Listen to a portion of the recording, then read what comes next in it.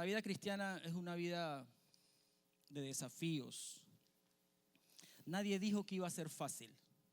Si alguien le dijo a usted que la vida cristiana iba a ser fácil, le echó un cuento.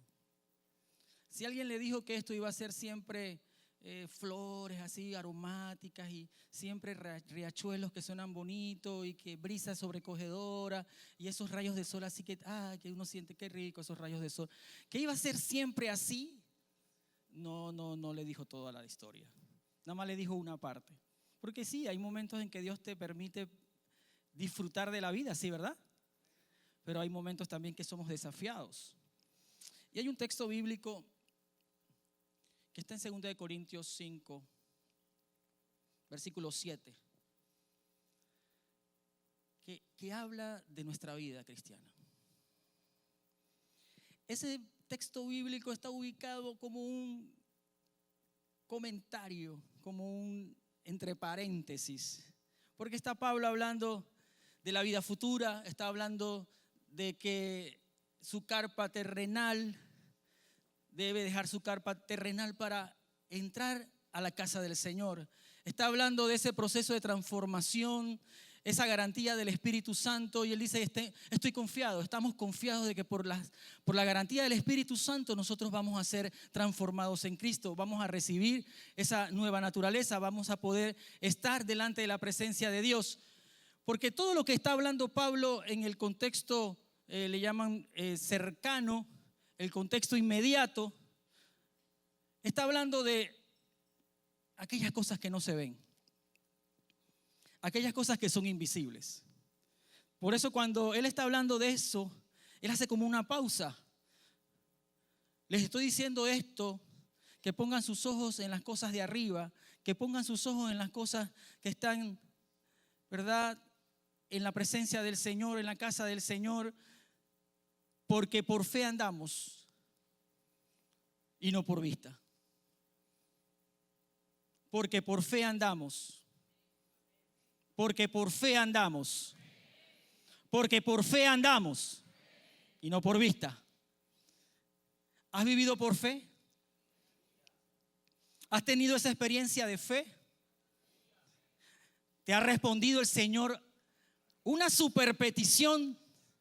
Una super grande petición, un super grande milagro en medio de un proceso de fe. ¿Quién puede levantar su mano y decir, yo he recibido esa respuesta? Porque por fe andamos y no por vista. Hay dos opciones que puedes escoger para vivir tu vida. La opción de Dios y la opción de lo terrenal. La opción de Dios y la opción de las cosas que se quedan en la tierra. Y todos los días tenemos que tomar decisiones frente a este trocito de palabra de Dios. ¿Qué iba a saber Pablo que cuando decía eso en un paréntesis? Me gusta porque la Nueva Traducción Viviente lo coloca entre paréntesis. Esa palabra iba a definir lo que los hombres de Dios a través de la historia han experimentado. Y esos hombres de Dios, esas mujeres de Dios, están todos encapsulados de una forma muy resumida en Hebreos capítulo 11. ¿Lo ha leído? Es pues la fe, la certeza de lo que y la convicción de lo que. ¿Cómo termina eso? No se ve.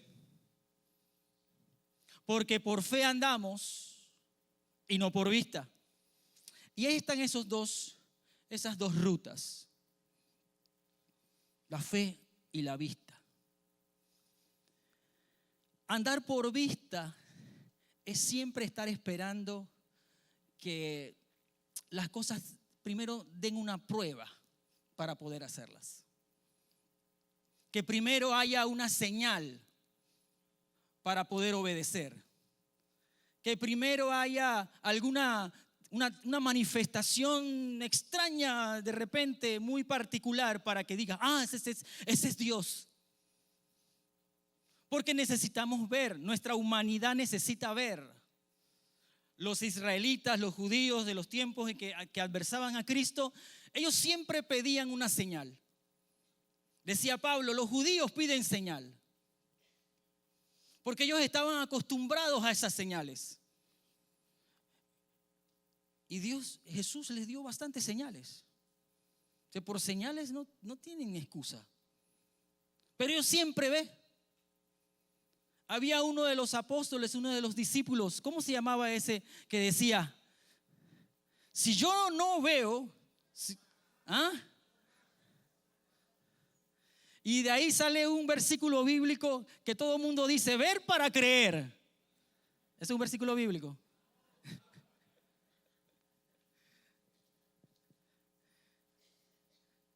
Ese era el versículo bíblico de Tomás. No estaba en la Biblia, pero él mismo se lo había inventado. Es que necesitamos ver. No sé quién le ha pasado a usted. ¿Alguno de ustedes se ha quedado sin luz en la casa, en medio de la sala? Pero cero luz. Cero luz. Los primeros minutos uno no ve nada, o segundos uno no ve nada. ¿Y quién se ha atrevido a ponerse de pie a buscar la vela? La vela que nadie sabe dónde está. Claro, hoy en día di que busca el celular, porque como la gente ya está prendada a ese aparato, lo puede prender ahí mismo la luz, ¿verdad? Pero cuando éramos muchachos, se iba la luz y la vela. Antes de llegar a la vela, la luz venía. O si no, te dabas un porrazo en el dedo. Eso es una ilustración de cómo puedes vivir por fe, porque no ves.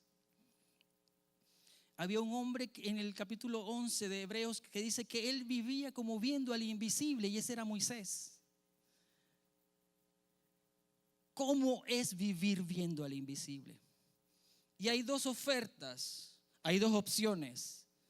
La vista, en esa senda todo parece seguro.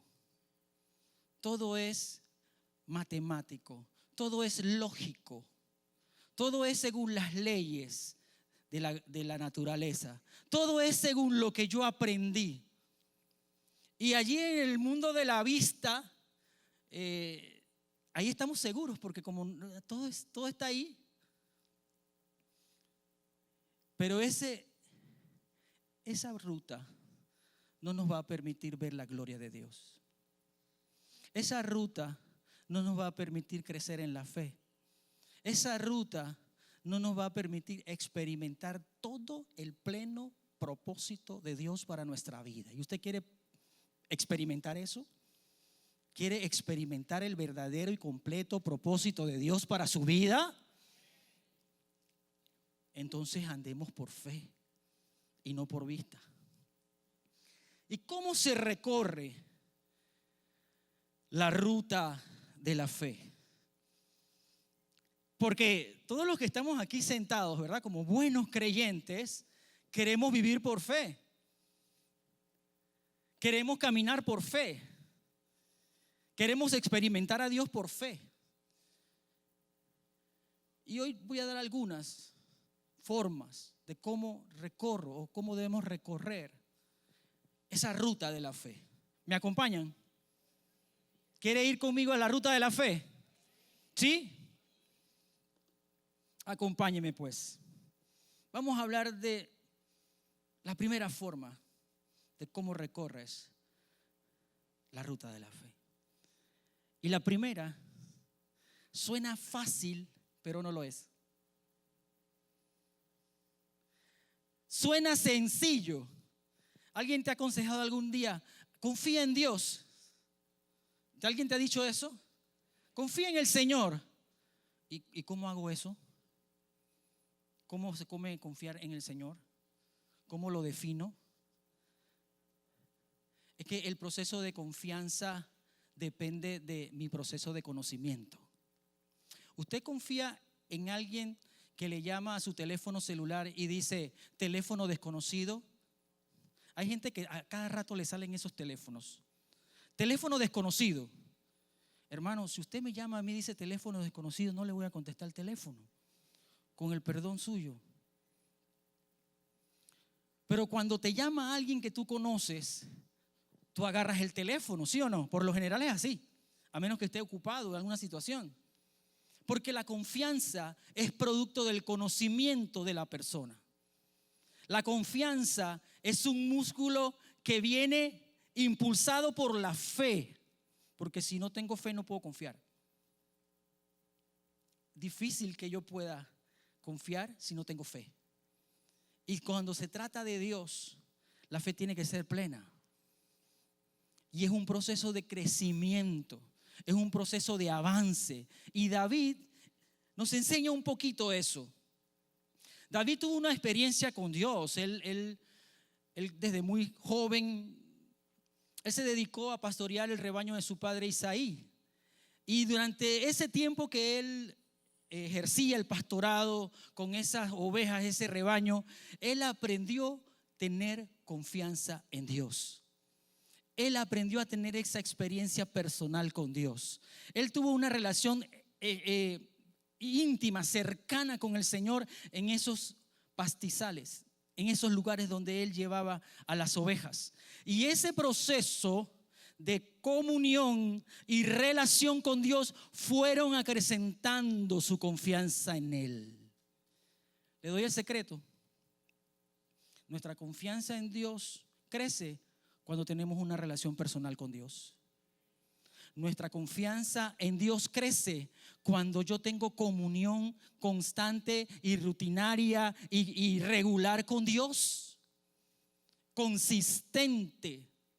Cuando yo me alejo de esa comunión con Dios, cuando yo me alejo de esa conexión con Dios, ¿a alguien le ha pasado eso alguna vez? Yo levanto mi mano.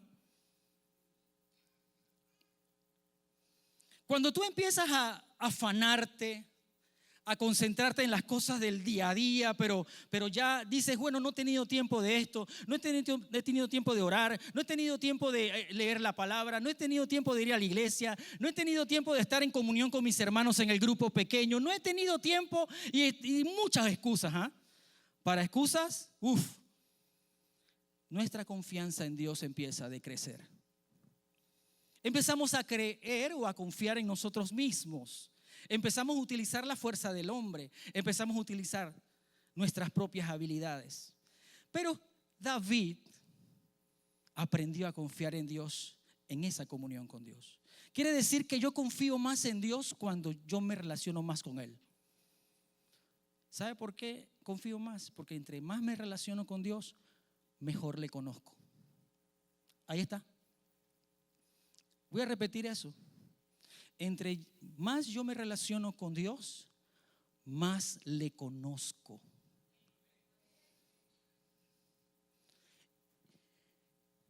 Cuando David se enfrentó a Goliat, ¿sabe esa historia, verdad?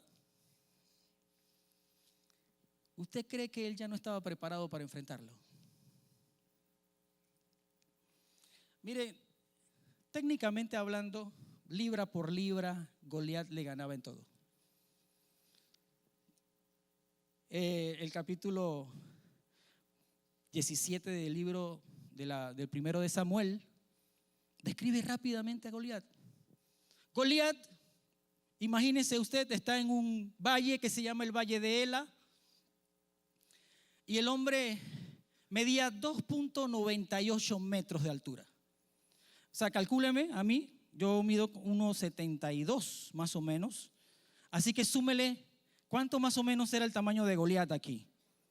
Ya lo calculó, más o menos. Y ese caballero no era flaquillo, tenía masa muscular suficientemente grande y robusta, porque el casco de Goliat era de bronce. Le cubría todo esto, excepto la cara. Y la cota de malla, o sea, la coraza era de bronce. Y la Biblia dice que esa coraza pesaba 57 kilos, aproximadamente 125 libras. Bueno, aquí muy pocos van a pesar eso, pero ¿quién pesa 125 libras aquí? Es como que lo carguen a usted todo el tiempo guindado del cuello. Si usted pesa 125 libras. La cota de malla era de unas, como si fueran unas hojuelas o escamas de bronce que se unían. Y así que todo esto era como escamas.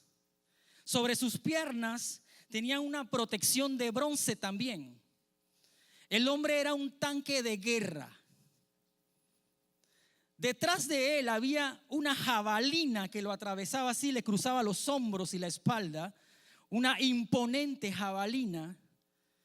Y en otra de sus manos estaba una espada bastante grande. Y del otro lado tenía una lanza. La punta de la lanza pesaba cerca de 14 libras, solo la punta. Cuando esa lanza atravesaba el cuerpo, eso no había que frenar a eso. Quiere decir que este caballero, además tenía un escudero con su escudo, no sé qué tamaño tenía el escudo. Y Goliat todos los días se paraba enfrente del pueblo de Israel y los retaba y le decía: mándenme a uno solo que pelee conmigo. Mándenme a uno solo que me haga la lucha. Y el que gane, bueno, si gano yo, ustedes me servirán. Pero si gana él, nosotros le serviremos. Y eso hacía en la mañana, luego se iba a tomarse un coffee, regresaba al mediodía y hacía lo mismo: mándame uno. Y luego se iba a su almuerzo y regresaba en la tarde. Y el hombre más alto de Israel estaba aterrado.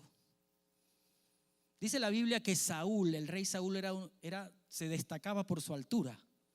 Si el más alto de todos estaba con miedo, ¿qué pasaba con todo el ejército que estaba ahí? Estaban aterrados también. Y por providencia de Dios, envía un muchachito que ya estaba sirviendo al rey como músico. Era el Spotify de Saúl cuando entraba en crisis. Y entonces le decía: tócame esta. Y después le decía: tócame el popurrí este. Porque cuando entraba en crisis emocional, espiritual, porque dice que un espíritu enviado por Dios le atormentaba, él buscaba la playlist de David y sonaba la playlist. Pero parece ser que como se fueron todos a la guerra, a David lo mandaron para la casa. Y el papá le dice: ve a llevarle esto a tus hermanos. Y encuentra el alboroto. Y encuentra a este incircunciso, dice él, desafiando al pueblo de Israel. Y David era altura promedio, normalito. Podría estar en sus 17, 18, tal vez 19. No hay una precisión en eso. Y ve que uno que parece un tanque de guerra vivo está desafiando. Y yo les voy a decir algo: hay que tener mucha fe. O sea, sea usted David, ¿ok? Se permite ser David hoy.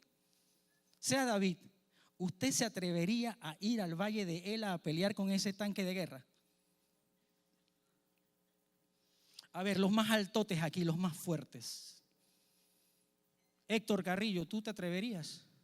Olvídalo. Abdiel, ¿tú te atreves? Todo el mundo pasa. Yo no me atrevería. Lejísimo estoy de él. Pero lo que pasa con David, que él vivía por fe y no por vista. Él no estaba siendo amedrentado por lo que él estaba viendo en ese momento. Él no estaba siendo amedrentado por el tamaño, por la anchura. Él no estaba siendo amedrentado por la cota de malla, por la jabalina, por la lanza, por la espada. Él sabía que había un Dios en los cielos poderoso, con un nombre que es sobre todo nombre, que estaba detrás de él. a ese paladín. Y en primero de Samuel capítulo 17, versículo 45, me acompaña ahí. Búsquelo en su Biblia. Estoy leyendo la Nueva Traducción Viviente. David le respondió al filisteo: tú vienes contra mí con espada, lanza y jabalina. Mira, lo que me gusta de David es que él no deja de ver la vida. Él no quedó en un éxtasis. La fe no te saca de tu razón. Él no quedó así como flotando. Aquí voy Goliat, te voy a destruir, flotando. No, él sabía que se estaba enfrentando. Tenía espada, la analizó, la vio, lanza y jabalina. Tú vienes contra mí con esas armas, pero yo vengo contra ti en nombre del Señor de los ejércitos celestiales, el Dios de los ejércitos de Israel, a quien tú has desafiado. Hoy el Señor te conquistará. Te mataré y te cortaré la cabeza. No le dijo que iba a usar su propia espada, porque bueno, casi como que se sobreentiende. Dice: y luego daré los cadáveres de tus hombres a las aves y a los animales salvajes, y todo el mundo sabrá que hay un Dios en Israel. Todos los que están ahí reunidos sabrán que el Señor rescata a su pueblo, pero no con espada. Hermano, Dios no te va a rescatar con espada ni con lanza, sino que la batalla será peleada por el Señor. Tu batalla será peleada por el Señor. Él estará detrás de ti frente a ese gigante y los entregará a ustedes en nuestras manos. Hermano, ¿quién ha tenido que experimentar un problema tamaño Goliat? Levanta tu mano, testifica. Tamaño Goliat. Si yo le preguntara a usted cómo Dios le libró de ese problema tamaño Goliat, aquí no terminaríamos el culto a las 5 de la tarde, hermano. Mañana.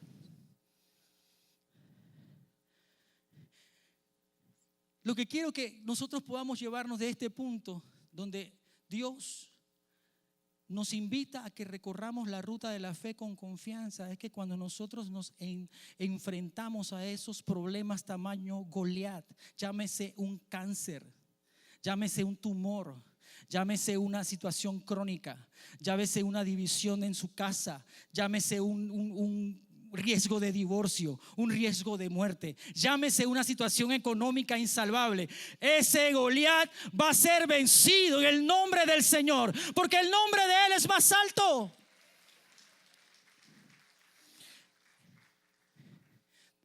Tú no debes resaltar ante Dios cuán grande es tu problema. Tú no debes resaltar ante Dios cuán gigante es ese problema. Tú debes testificar y resaltar ante el problema cuán grande es tu Dios. Tu Dios es grande.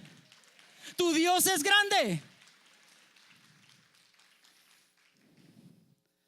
Por eso cuando tu problema te ve a ti, dije: ay no, pero si con un toquecito lo tumbo. Sí, a nosotros nos tumban con un toquecito, pero no tumban al que está detrás de nosotros. Él no tumban al que está detrás de nosotros defendiéndonos. No tumban al que está de nosotros y el que está rodeándonos. Y este fue el inicio del problema de David. ¿Cómo así? Mató a Goliat. Y después otro hombre alto. Tenía problemas con los hombres altos. Saúl escuchó una canción, pusieron una playlist de Spotify que decía: Saúl mató a sus 1000 y David a sus 10,000, y no le gustó la playlist. Y desde ese día empezó a corretear a David. Lo trató de ensartar varias veces en las paredes, lo correteó por las cuevas, lo correteó por los desiertos, hizo que David se tuviera que ir a donde un filisteo a refugiarse, el enemigo. David tuvo la oportunidad de matar al rey 2 veces, pero él sabía que era el ungido de Jehová y lo respetó siempre. Ese era David. Confiaba que el que lo había llamado había sido el Señor. Confiaba en que el que lo iba a librar del poderoso rey Saúl era el Señor. Por eso él escribió algunos salmos. Y en el Salmo 57, 1 al 3 dice: no lo busques, solo escúchelo. Ten misericordia de mí, oh Dios, ten misericordia de mí, porque en ti ha confiado mi alma. Y en la sombra de tus alas me ampararé hasta que pasen los quebrantos. Clamaré al Dios Altísimo, al Dios que me favorece, y Él enviará desde los cielos y me salvará de la infamia del que me acosa. Dios enviará su misericordia y su verdad. Esa es la oración de David. Esa era la oración de David, que hacía en la cueva, que hacía en el desierto, que hacía en la prueba, que hacía en el dormitorio, que hacía donde estaba. Él decía: Señor, ten misericordia de mí, defiéndeme. Ese salmo se dice que lo escribió en medio de esa persecución. Los estudiosos de la Biblia dicen que fueron 7 a 10 años de persecución de Saúl sobre David. ¿Quién soporta 10 años de persecución? Y no era para meterte preso, era para matarte. Pero aún en medio de ese desierto, hermano, porque también nosotros tenemos nuestros desiertos, tenemos nuestras cuevas, tenemos nuestros momentos de prueba. Aún en ese momento de prueba, ¿quién está pasando una prueba aquí fuerte, que está poniéndosela a Dios así como David? En ese momento, en ese instante, cuando estás en medio de esa prueba, puedes decir lo que David escribió en el Salmo 27: Jehová es mi luz y mi salvación, ¿de quién temeré? Jehová es la fortaleza de mi vida, ¿de quién he de atemorizarme? Cuando se juntaron contra mí los malignos, mis angustiadores y mis enemigos, para comer mis carnes, ellos tropezaron y cayeron. Y esta parte es la que me encanta. Aunque un ejército acampe contra mí, no temerá mi corazón. Puede decirlo, hermano, repítelo de nuevo. Aunque un ejército acampe contra mí, no temerá mi corazón. Aunque contra mí se levante guerra, yo estaré. Puedes darle un aplauso al Señor y decirle: yo estaré confiado. Yo estaré confiado.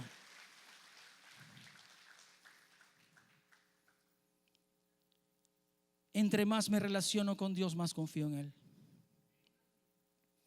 Entre más te relaciones con Dios, confiarás más en Él. No busques definiciones de confianza en un diccionario teológico.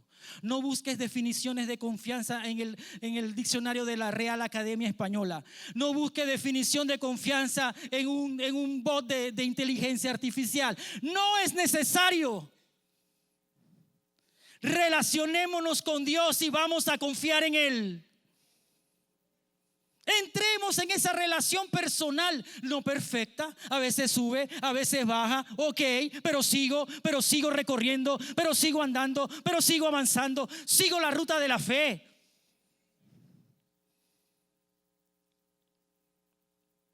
La ruta de la fe también se recorre en obediencia. Ese día Jesús le voló la cabeza a todos los ministros que estaban en Judea. Todos los ministros de Judea estaban acostumbrados a predicar en la sinagoga, a enseñar en la sinagoga o en el templo. Y Jesús ese día usó un púlpito distinto. Dice que se acercó al mar de Galilea y allí empezó a enseñar. Pero como la gente, si le acercaba, ¿quién puede enseñar con tanta gente cerca? Tomó una decisión. Después que leo y estudio esto, llego a la conclusión de que esto fue 100% intencional. Jesús nunca era de esa gente que andaba flotando así, no. Él tenía todo dirigido por el Espíritu Santo de Dios. Y cada cosa que Jesús hizo era para glorificar al Padre. Y esto me encanta, porque no fue casualidad. Y le dijo a un caballero llamado Simón Pedro: oye, ¿podrías mover un poquito la lancha esa, tu bote? Que parece que el bote de Pedro era grande, bastante grande. O sea, Pedro no era de que un así, que por así, no. Pedro era un comerciante de peces. Y le dice, oye, mueve la barca un poco, y se subió allí y empezó a enseñar. Dicen los estudiosos que esa posición donde Jesús estaba enseñándole a las multitudes, tenía la forma física lo suficientemente buena para que la corriente llevara el sonido de sus palabras a la gente que estaba cerca de la orilla. Y dice el texto bíblico que él empezó a enseñar y empezó a conversar con ellos y a hablarles de las enseñanzas. Y luego le dice en el versículo, vamos a buscar Lucas 5, versículo 3. Si lo tiene allí en la Biblia, vamos a buscarlo. Lucas 5, versículo 3. Dice que al subir a una de las barcas, Jesús le pidió a Simón, el dueño de la barca, que le empujara al agua.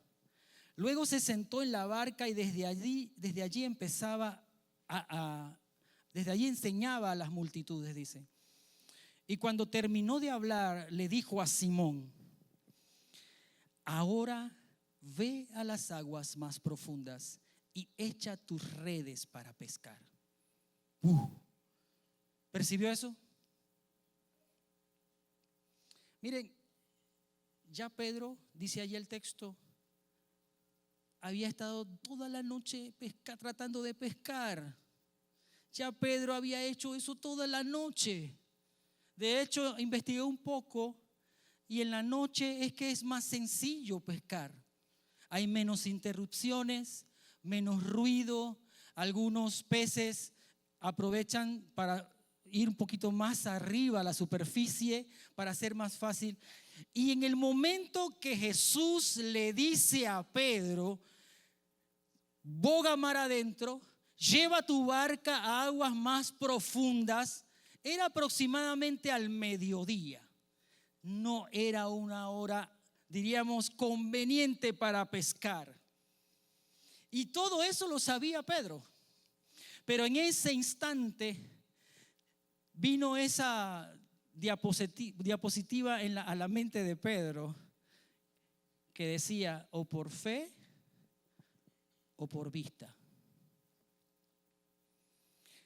Todos los días nosotros tenemos que tomar esa decisión, aunque usted y yo no lo veamos así. O estoy viviendo por fe o por vista. Y Pedro actuó en fe. Pedro obedeció en fe. Por eso la fe no es un asunto solamente abstracto. La fe se traduce en obediencia. Si yo le creo a Dios, si yo creo que Dios va a hacer su obra en mí, si yo creo que Dios va a responder a esta petición, yo debo obedecer a su instrucción. Y dice el texto, cuando terminó de hablar, le dijo a Simón, ahora ve a las aguas más profundas y echas tus redes para pescar. Maestro, respondió Simón. Oye, este hombre, él sabe de predicación, él sabe de mensaje, él sabe de profecía, pero que él sabe de pesca. Yo me parezco a Pedro allí. Digo, aguanta, yo creo que tú te graduaste fue de carpintero, ¿verdad? Tú tienes tu licenciatura de carpintería, ¿verdad? Oh, cogiste un posgrado también de muebles finos, ¿verdad? ¿Qué sabes tú de pesca? Pero ya Pedro conocía al Señor. Y dice aquí, hemos trabajado mucho toda la noche y no hemos pescado nada. Pero si tú lo dices, echaré las redes nuevamente. En Reina Valera dice,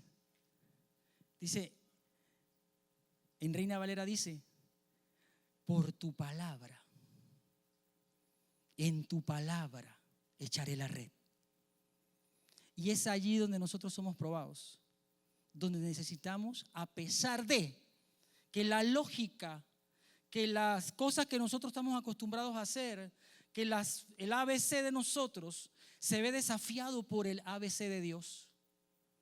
A veces nuestras fórmulas matemáticas no dan frente a las fórmulas divinas. Por eso nosotros no podemos vivir por vista, sino por fe. Y es lo que sucedió allí, es que según ven allí, una gran cantidad de peces subió a las redes o se metió en las redes. Y era tan grande esa cantidad de peces que las barcas se rompían o las redes se rompían y las barcas se hundían. Y dice que llamaron a otra barca, parece que estaba cerca Jacobo y Juan, y todas las dos barcas se llenaron. Y ese día Simón Pedro tuvo un encuentro con Dios.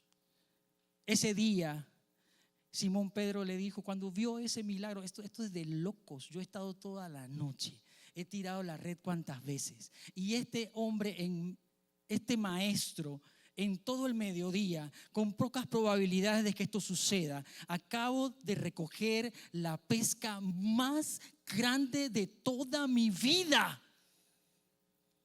Porque Dios, cuando Dios lo hace en abundancia, porque Él nos bendice más allá de lo que pedimos, más allá de lo que entendemos, más allá, porque su poder actúa en nosotros. Estás frente a esa encrucijada, estás frente a ese camino de dos vías. ¿Cuál vas a tomar? Es que, que no, mira lo que pasa, es que mira que esto, que lo otro, que aquí, que allá. Y Dios te dice, ve a las aguas más profundas.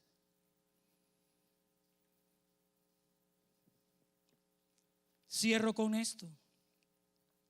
Recorremos la ruta de la fe persistiendo. Persistiendo. Dile al que está a tu lado, persiste.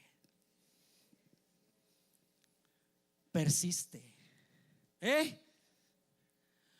Mira, lo que pasa es que nosotros pensamos que Dios es no sé si usted ha visto esa maquinita que está ahí a un costado, para que uno le pone una moneda y viene una sodita o un snack. ¿Quién la ha usado? Dios funciona así. Mateo 15:21 dice que Jesús salió de Galilea y se dirigió al norte, a la región de Tiro y de Sidón.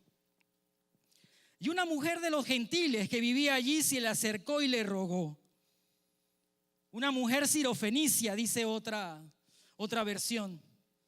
Ten misericordia de mí, oh Señor, hijo de David. Es una mujer que está reconociendo el carácter mesiánico de Jesús. Dos nombres importantes. Dijo allí, Señor. Y dijo, hijo de David, reconociendo que él era el Salvador, el que tenía que venir. Una gentil, una cananea. Ten misericordia de mí, oh Señor, hijo de David, pues mi hija está poseída por un demonio que la atormenta terriblemente. Pero Jesús no le contestó ni una palabra. Me llama mucho la atención eso. Como una mujer viene gritando, Señor, hijo de David, ten misericordia de mí, ten misericordia de mí, ten misericordia de mí, ten misericordia de mí. Y llega donde Jesús, y Jesús no le dirige ni una sola palabra. Y a veces uno no entiende los silencios de Dios. A veces uno no entiende cuando Dios hace silencio y no te responde inmediatamente.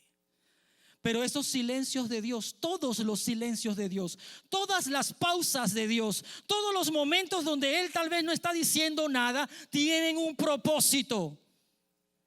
Es que tú y yo confiemos más. Es que tú y yo tengamos más fe.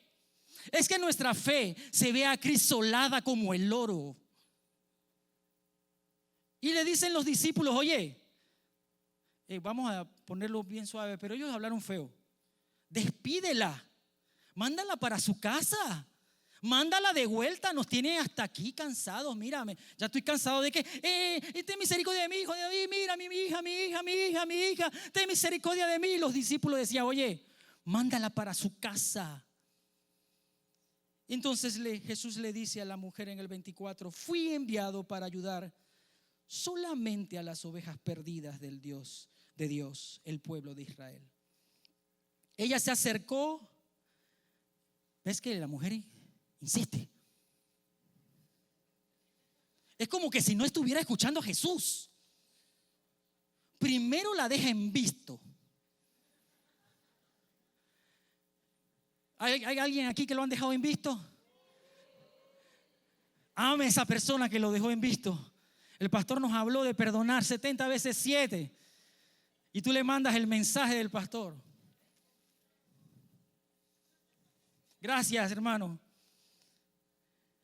Ella se acercó y lo adoró y le regó una vez. Mira lo que está haciendo. Se está inclinando hacia él, está reconociendo su deidad, está adorando a Jesús. Y yo me imagino al maestro, wow. Es como jugar uno. ¿Quién ha jugado uno? Jesús manda una de un color y luego ya le manda la de todos los colores.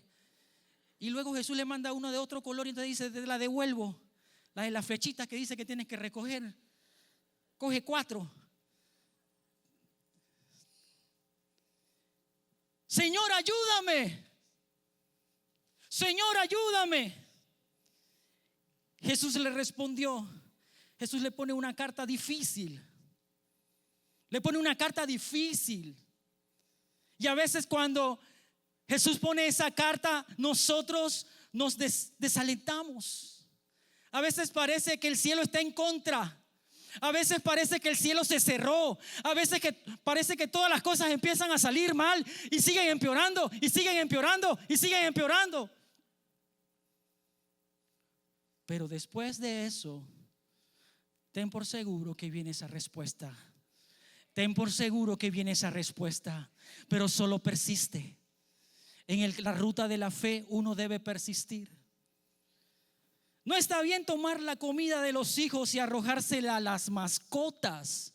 Dice en la Nueva Traducción Viviente, los perros. En el original significa los perros de la casa, domésticos.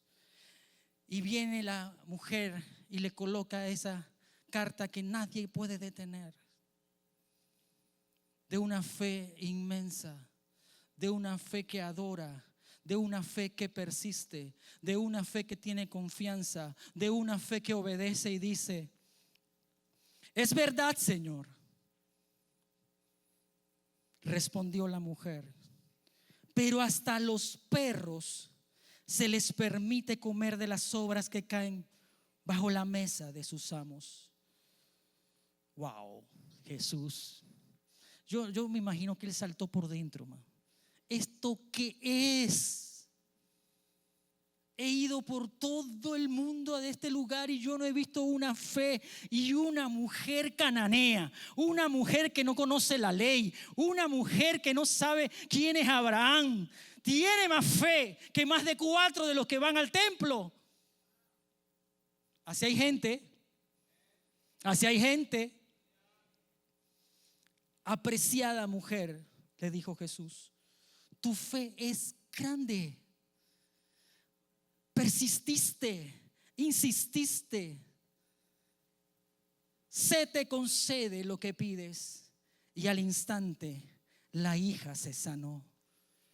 ¿Puedes dar gloria a Dios por esa respuesta de Jesús? Persiste, persiste, persiste. Invito a los músicos. Invito a los músicos.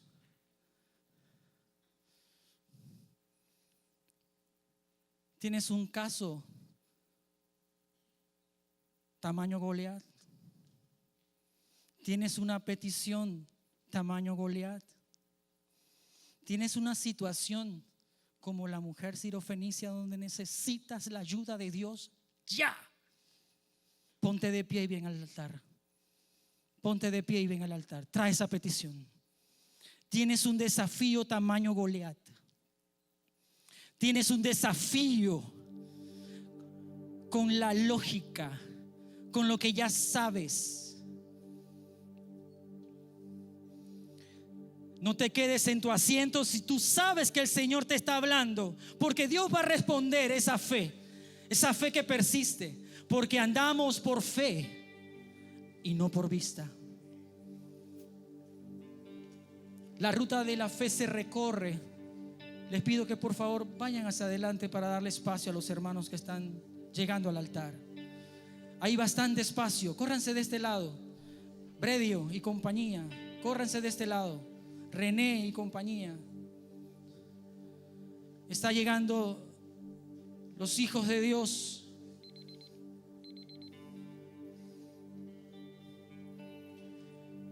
En Lucas 18 se narra la historia de una mujer que le mandaba WhatsApp, le mandaba correo, le mandaba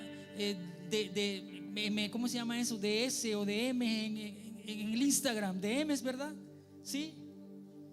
Al juez. A un juez que era un juez injusto, que no le temía ni a Dios ni a los hombres. Le mandaba por Facebook para ver si el juez lo veía en su muro. Y cada día que llegaba el juez a la Corte Suprema, al juzgado, veía a esa mujer sentada tempranito, 5:30 de la mañana, en una sillita, esperando que él llegara. Y le decía: juez,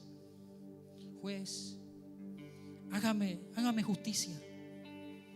Hágame justicia, juez. Mire que mi adversario me está atormentando, me está golpeando mi adversario, mi problema, mi situación. Mírame, juez, juez injusto. Jesús narró esa parábola para hablar de que debemos persistir en la oración, que debemos persistir en la intercesión, que no se puede caer la oración, hermano. Dice que entonces el Señor dijo: aprendan una lección de este juez injusto. Si hasta él dio un veredicto justo al final, un juez injusto, ¿acaso no creen? Escucha, hermano, esto es para ti. ¿Acaso no creen que Dios hará justicia a su pueblo escogido? Su pueblo escogido, a nación santa. Eres pueblo escogido, eres nación santa, pueblo adquirido. ¿Acaso Dios no hará justicia a su pueblo escogido, que clama a Él día y noche? Que clama a Él día y noche. ¿Seguirá aplazando su respuesta? Es una pregunta retórica de Jesús. Quiere decir que Él no va a aplazar su respuesta. Él va a llegar a tiempo. Él va a responder a tiempo. Les digo que pronto les hará justicia. Y aquí viene una pregunta que nos va a hacer reflexionar a todos aquí. Los que están aquí en el altar y los que están sentados y los que están conectados a través de las plataformas. Dice Jesús: pero cuando el Hijo del Hombre regrese, ¿a cuántas personas con fe encontrará en la tierra? ¿A cuántas personas con fe encontrará en la tierra? Si Cristo te va a encontrar con fe, levanta tu mano. Si tú quieres responder: sí, Señor, sí va a haber fe. Sí va a haber fe, porque voy a recorrer la ruta de la fe, no la ruta de la vista, no la ruta de lo terrenal, no la ruta de lo material. Voy a recorrer la ruta de la fe, porque andamos por fe y no por vista. Voy a recorrer esa ruta en confianza, así como la recorrió David, creyendo de que tú lo ibas a proteger, de que tú lo ibas a sostener. Voy a recorrer la ruta de la fe en obediencia, que cuando tú me mandes a hacer algo que no parece tan lógico, voy a obedecer, voy a dar el paso. Voy a bogar mar adentro. Voy a meter la barca a aguas más profundas, aunque parezca imposible que vas a responder. Pero voy a cosechar el fruto de la obediencia. Las redes se van a romper. Tus redes se van a romper. Solo tendremos que ser obedientes. Pero aunque tú guardes silencio, Señor, voy a ser como esa mujer. No te voy a soltar. porque mi hija va a ser sanada, porque mi hija va a ser libre, porque mi hija va a ser restaurada, mi hija va a ser transformada. No voy a soltar al Señor, no te voy a soltar, Mesías, no te voy a soltar, Señor. Me voy a tirar a tus pies, voy a adorarte, voy a reconocerte. Y aunque puede que no lo merezca, yo sé que tu gracia es para todos. Tu gracia está sobre tus hijos. Nosotros, tus hijos, que hiciste aceptos por la sangre del Cordero.